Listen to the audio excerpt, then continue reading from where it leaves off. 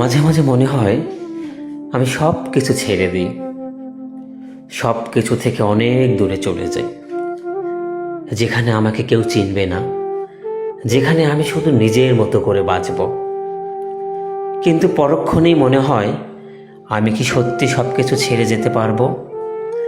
আমার এই পরিবার, আমার এই দায়িত্ব, এগুলোকে আমি কখনো এড়াতে পারবো? না, আমি পারবো না। কারণ আমি তো শুধু নিজের জন্য বাঁচি না, আমি অন্যদের জন্যও বাঁচি। তাই আমাকে এই বাস্তবতার সাথেই মানিয়ে নিতে হবে। আমাকে হাসি মুখে সব সহ্য করতে হবে, আর নিজের কষ্টগুলো নিজের ভিতরেই লুকিয়ে রাখতে হবে। এটাই হয়তো আমার নিয়তি, এটাই হয়তো আমার জীবন।